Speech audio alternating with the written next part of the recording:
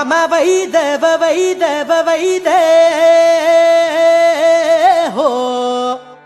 त्यानं मेंढ्या केल्या पैदव पैदव पैद हा